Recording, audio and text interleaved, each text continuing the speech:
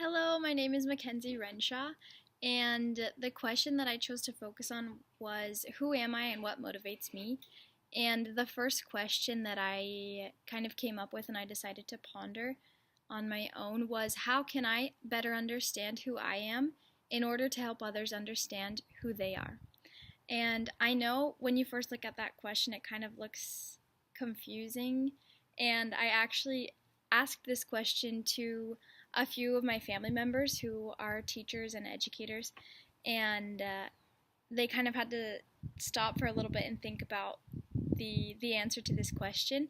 And so I realized that it does sound kind of confusing, but bear with me. I promise there is an answer, and we are gonna talk a little bit about that today. So I have kind of created a 3-step formula to answer this question in order to better understand who we are and help others understand who they are. So the first thing is to know who you are. Know yourself and learn more about yourself. Knowing who you are and remembering who you are will change your whole perspective, because if you know who you are, you'll be able to help others understand who they are. So we need to understand our potential and our purpose and the power and influence that we have, so that our students may understand who they are. They may understand the power and the light that they have inside of them. So something that we need to do is really know ourselves and know our strengths and our weaknesses and our habits and our limits, because if we don't know those things, we'll never be able to really feel comfortable in the classroom, because we'll always be doubting ourselves or we'll just get impatient with ourselves. And so I think that's also something really important, is that we are patient with ourselves and we remember that we're just doing the best we can.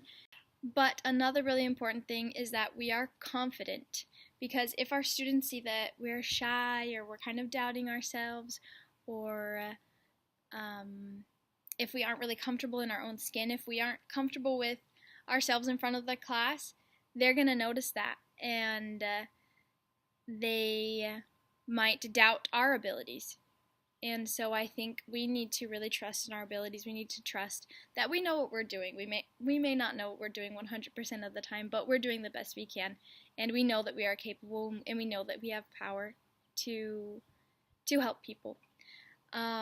And also we need to embrace who we are, and we need to be ourselves, because we need to remember that that student was put in our classroom at that specific time because he or she needed us. They needed our specific personality, our quirks, and that's something that I really believe in, is that these students need us. They need us specifically. As I was pondering on how we could know who we are, how we could better understand who we are, I thought of our greatest example, which is the Savior. And I thought about how when he came to earth and began his ministry, he understood who he was. He understood that he was the Son of God and that he had a great mission to complete, and he had a purpose. And I think that as we remember that, we can really draw strength and inspiration from our Savior, and remember that if we remember who we are, we will be able to do great things.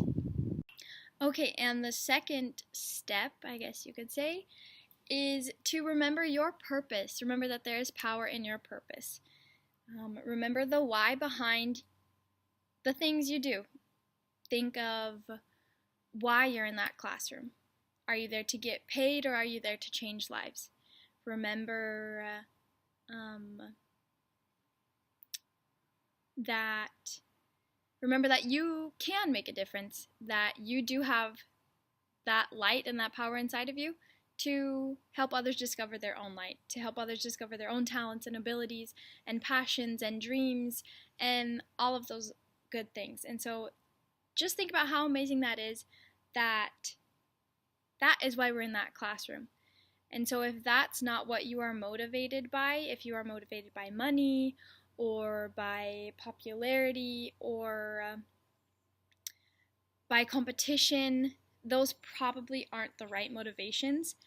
And I think as teachers, we need to be very down to earth and genuine people.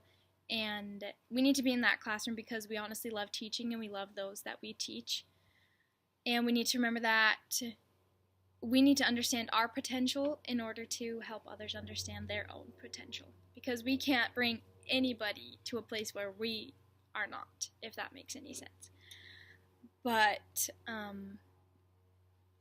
we need to really understand our potential, understand that those students need us, and we have a great and crucial role in their lives. Okay, so now that you know who you are and you know why you are in that classroom, what are you going to do? So the third step is to help students discover their potential. So you have the power to help students better understand who they are. And just think about what an amazing thing that is. So we need to believe in our students, we need to cheer them on, and we need to be patient with them. And we need to understand that every student is different, that everyone has their strengths and weaknesses, everybody has their ways to learn. This article by Stephen Wolk was really interesting to me, and he said a lot of great things. One of the things that I really liked that he said was, honor a child's uniqueness. There is not just one way to learn anything. So that's something that we definitely need to keep in mind, is that each student has their way to learn. Each student has their own perspective, has their own opinion, has their own strengths and weaknesses. And so if we treat every student like they're the same, they're never going to understand that they are unique and that they matter and that they are special and have the potential to become something amazing. And another quote that I really liked from this text that we read was when he said, "We may think school is about math and history, but it's equally about shaping who we will be." And then he talks about a few questions that we should ponder, which this question was already kind of posed to us, right? So he says, children should explore the questions, who am I, how did I become me, and who do I want to be?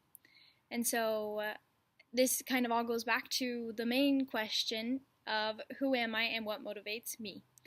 And so these are three questions that our students should definitely ponder, and I think these are three questions that we ourselves as teachers and educators should continuously ponder and kind of reflect on and check how we're doing with that. So in conclusion, let's just review those 3 steps, the formula to understand who you are and help others understand who they are. So the first is to know who you are, the second is to remember your purpose, and the third is to help students discover their potential. And I really do believe that if we are constantly applying these 3 things, that we will be able to become who we are meant to become as teachers and help the students as well become who they are meant to become. And another quote that I really loved by Stephen Wolk, I'm sorry I'm quoting him so much, but I really was impacted by this text that we had to read. So at the end he talks about the purpose of school. And so he says, why should we go to school? To be socially and personally transformed. And so I think that's really beautiful, that as we are trying to help our students be socially and personally transformed, we ourselves will be transformed. And that is the purpose of school. That is why we learn. That is why we teach. And that is why we are in this class right now, to learn how to be better teachers and to learn how to help students discover their potential and really transform their lives through learning.